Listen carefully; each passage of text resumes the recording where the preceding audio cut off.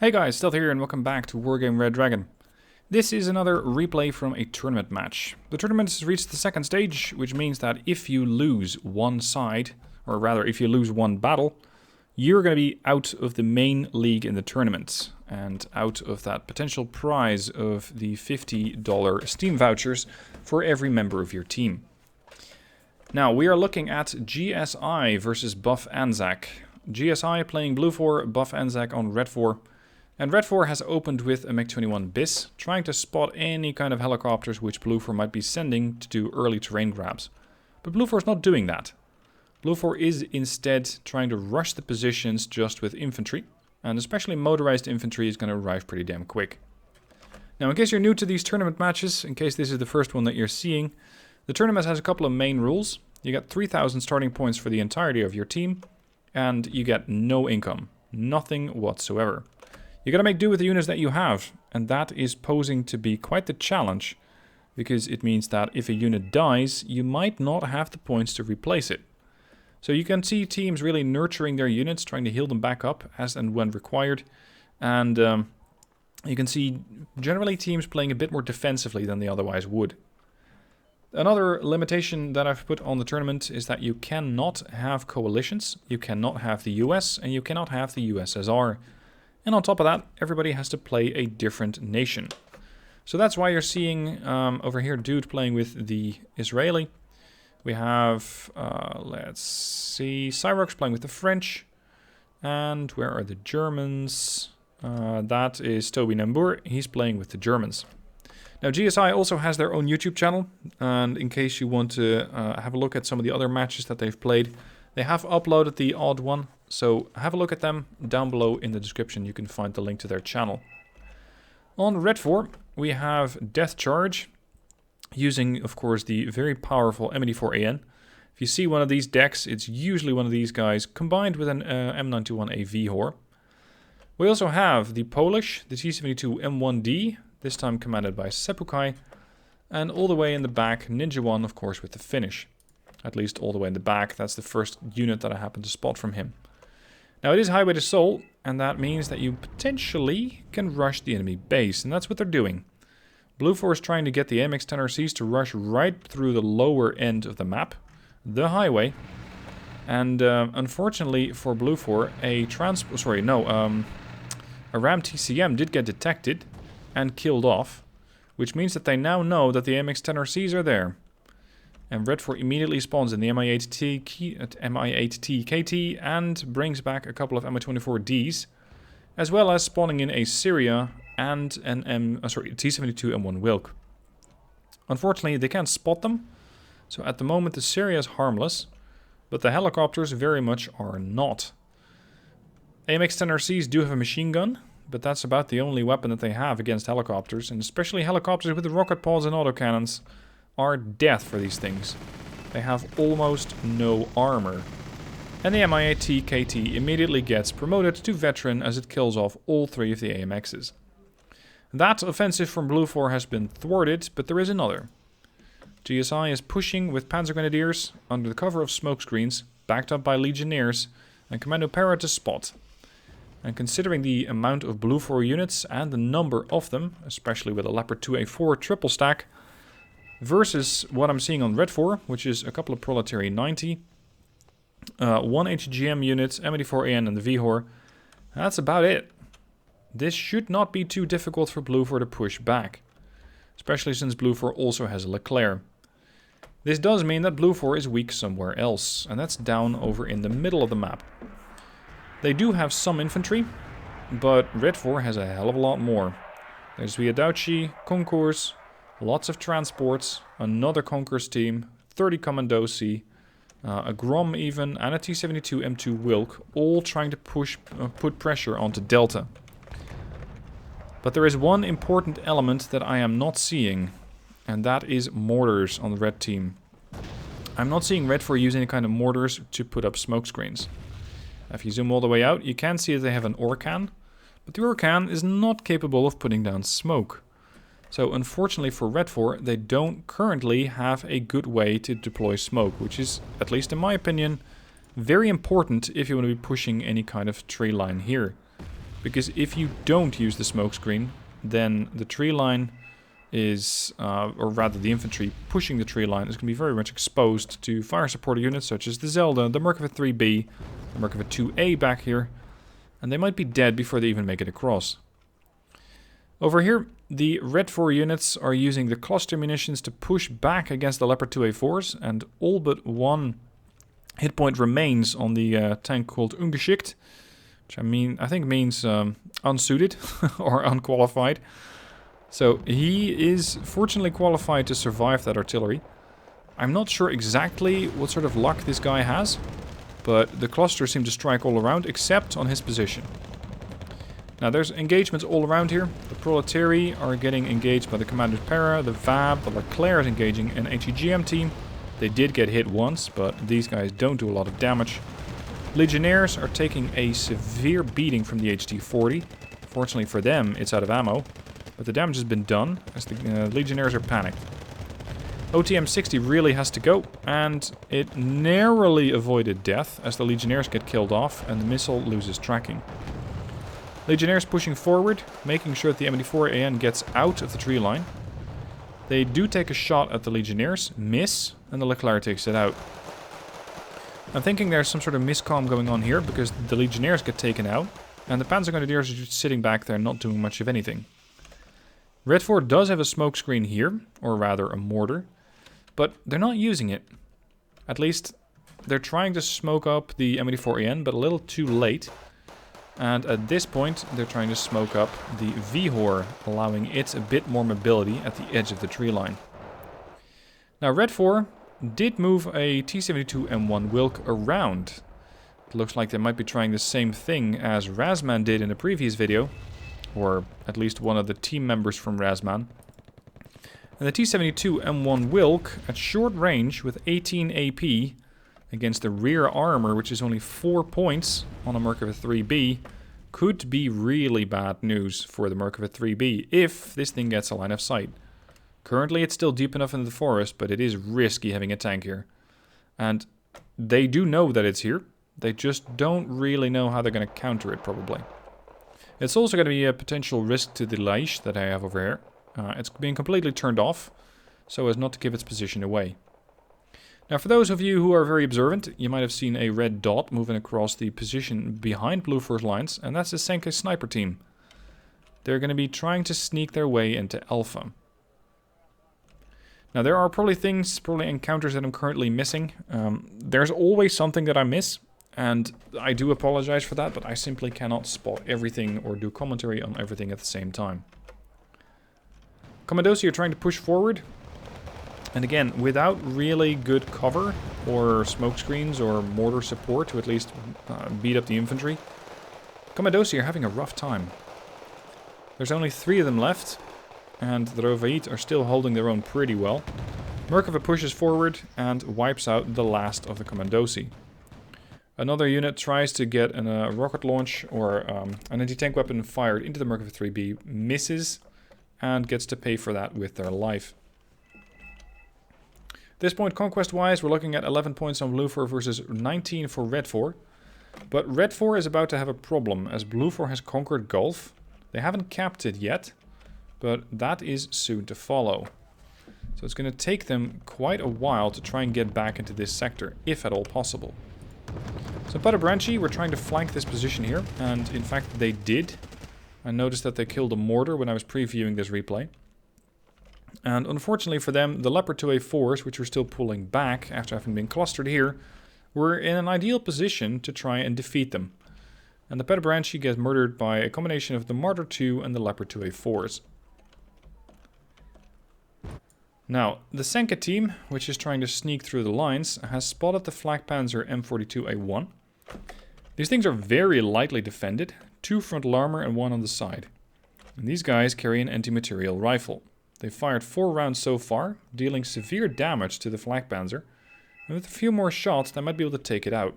Of course, at that point, Toby is going to get a notification that either his unit is under attack or dead, and they will be made aware that there is some sort of sniper team operating in this position.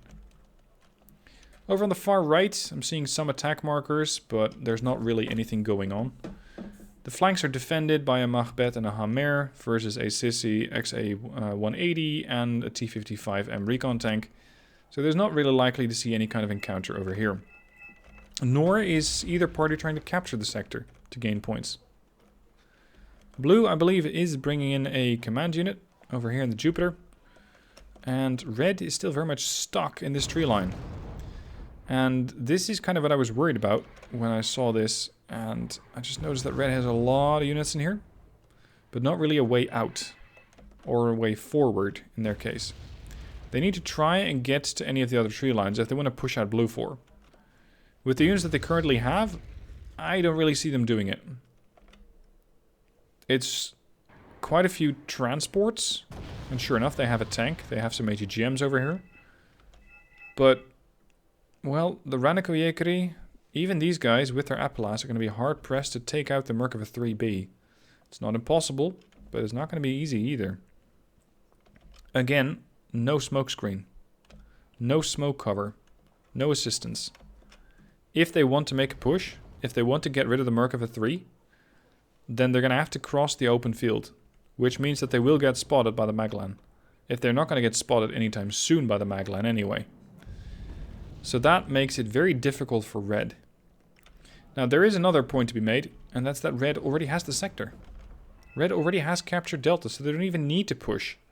But that means that they have quite a lot of points sitting over here, not really capable of moving backwards or forwards without being shot at. And that makes it quite dangerous.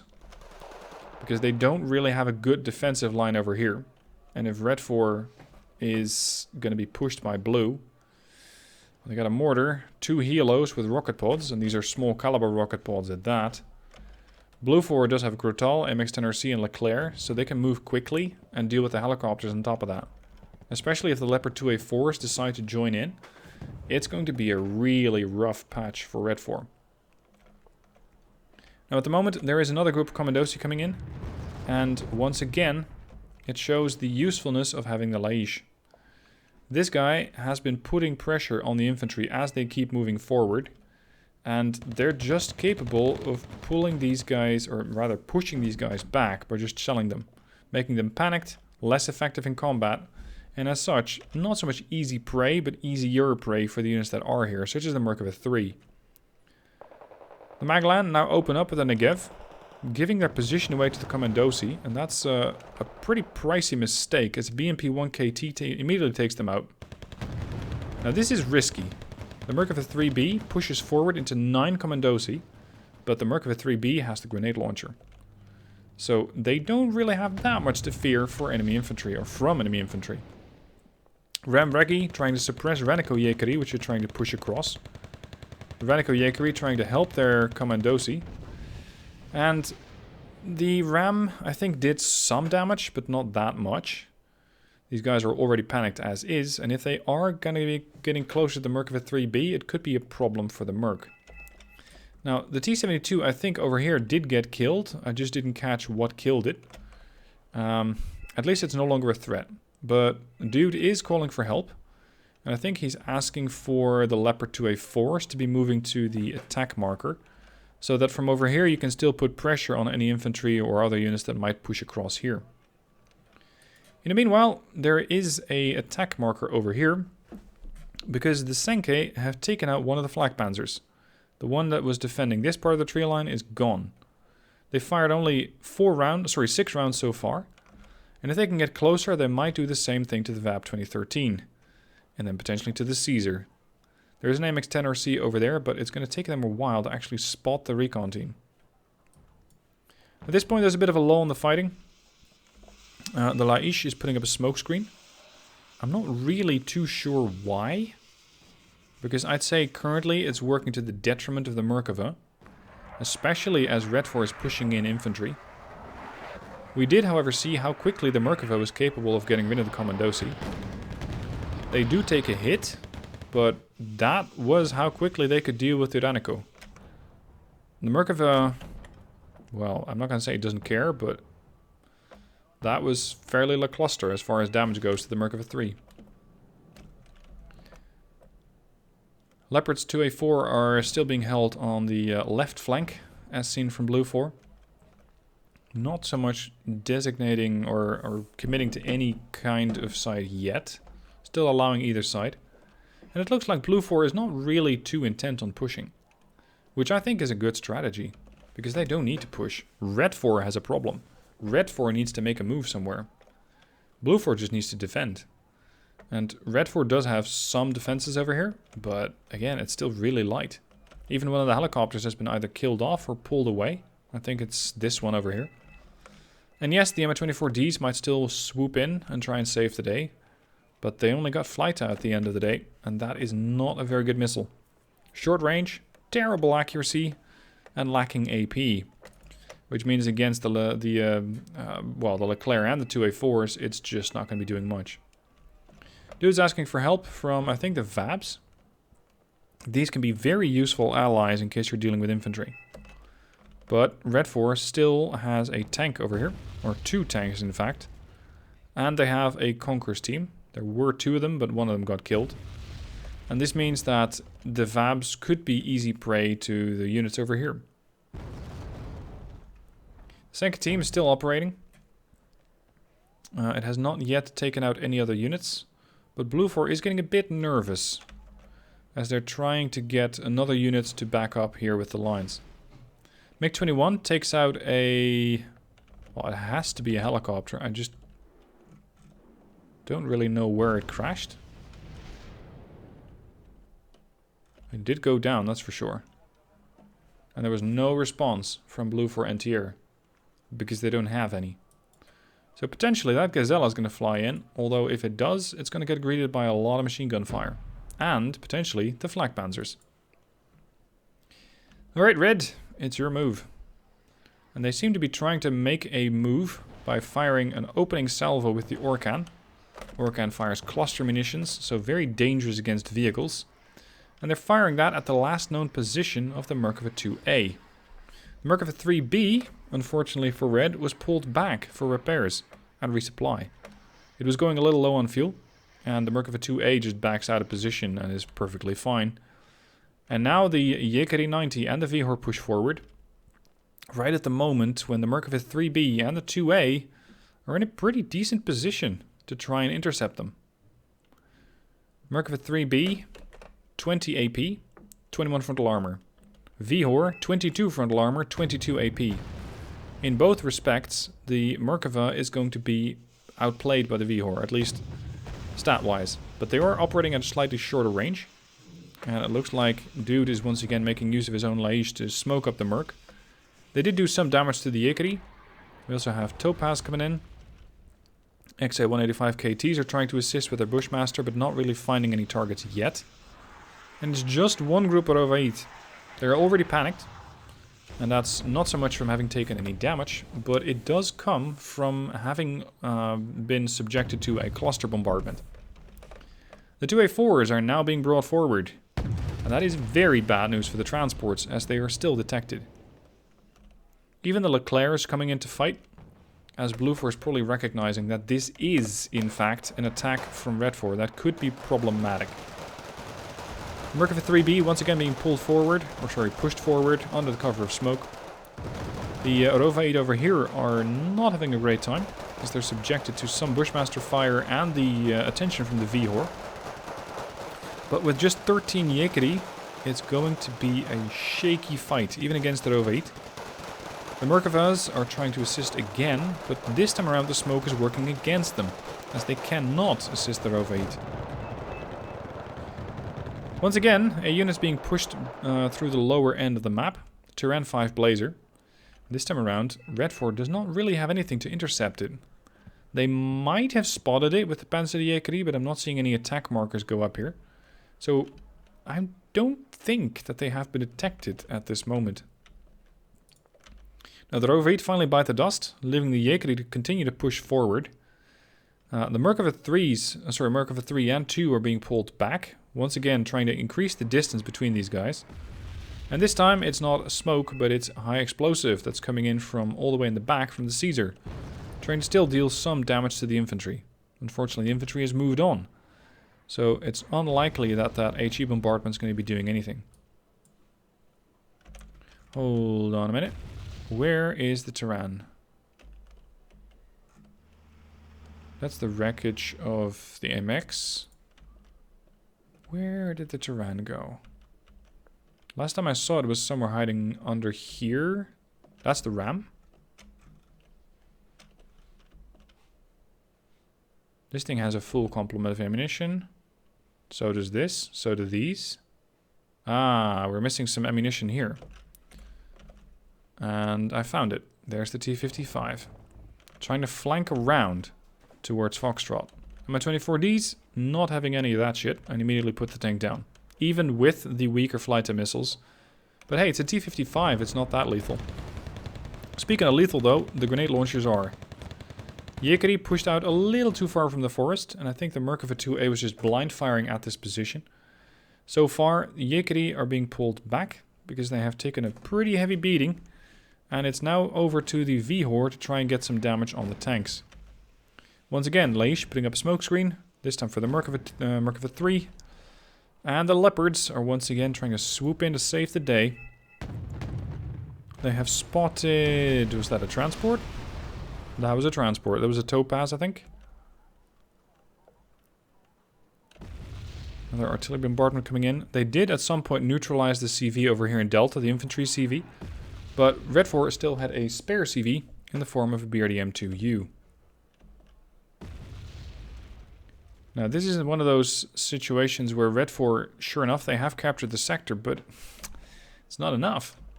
They're not far enough yet. They have to continue. Because they're losing points. And I don't really think that they might have the points to buy another CV. So it's going to be a force... Well, it's going to force them to push. But they really don't have anything to push with. Yekeri are severely wounded. The Vihor is okay, but it's going to be outgunned by the triple 2A4, the Merkava 3B and the 2A. So they really don't have too much that they can do. The right flank is still very well defended, and still Bluefor is just not pushing out, because they simply don't have to. Small engagement going on here, as the Erics that were detected by the Maglan got shelled by, I think, the Caesar, since the shells came in all the way from the back. And that was the end of the spotting from Redfor. They still have this Viadauci over there. And a T-55 tries to push forward, gets dissuaded by a Maglan. Pion PSV pushed right back to where it came from. Macbeth did take a pretty nasty hit, but survived. And at this point it's pretty much GG. Because there's really not that much that Redfor can still do. They did, interestingly, capture a logistics truck. They captured a Menkati as it was coming out of the spawn. And the unit that was killed, or sent to kill the Senke, actually died. That Israeli vehicle did not end up very lucky. The Senke is once again finding itself on a machine gun fire, returns fire with one shell, and immediately wipes out the transport. VAP 2013. Not... Well, maybe they're spotting it. Yep, they're still spotting it. And that was the end of the Senke team. Those guys caused quite a bit of mayhem over in the Bluefor back lines. And the Menkati just continues down the road. And is probably going to get recaptured pretty soon with a Merkava 2A. Or actually another 3B. 3B already took it. Vihor trying to push forward. Looking to get a shot at the Merkava 3B. Misses. Instead finds the BTR 152. And once again is pulled back. Now, in Wargame, I think you can make a mistake 10-20 minutes ago and pay for that the entirety of the match.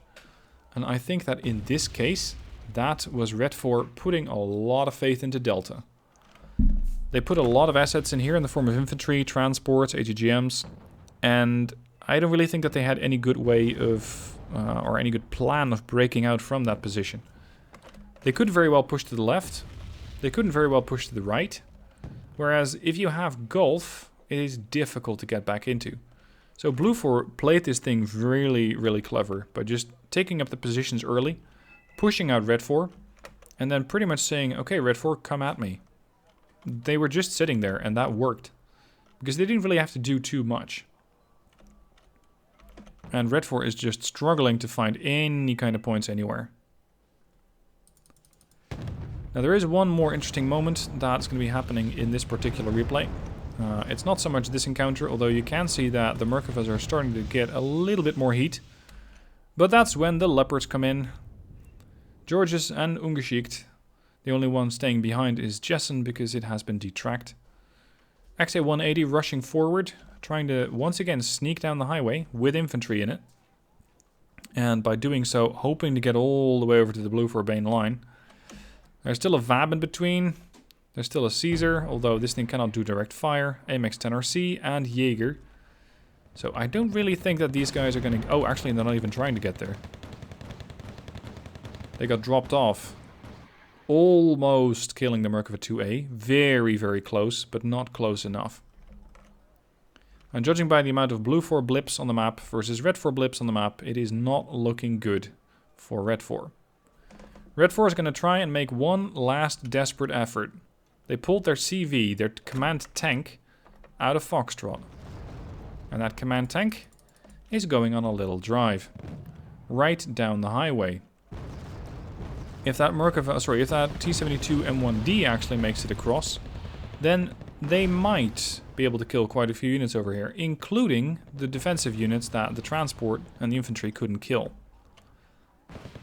In the meanwhile, it looks like Redfor is causing a bit more of a distraction, but it is nothing more than that. It is just a distraction. They're trying to attack with everything they have. Surrender is not something that these guys know, as they just continue to push them back. Or rather, try to push them back. T-72 command tank takes over another Mankati. And it is almost in Bluefor base. But it has one thing against it. And it's not a unit. It is time. Because the time of the match is up. 30 minutes are over. And with that, Bluefor gets a total victory. And GSI advances to the next round. Well played to Bluefor. Very, very, I'd say, good executed strategy. As they just captured the terrain early, held it, and just made Redfor come to them. And especially in a game mode like this, especially on a map like that, it is difficult to do so. Now, I hope you guys enjoyed it. If you want to continue on following along with the tournament, then have a look at the challenge page down below. And of course, if you want to have a look at more of GSI's material, have a look at the link down below in the description towards their channel. They are a German community. Their videos are in German, so if that's not your cup of tea, then just don't have a look at them. But if you are interested in seeing how they play, and if you know some German, then by all means, have a look. Thank you for watching. Hope you enjoyed the battle, and I'll catch you guys soon for more tournament matches.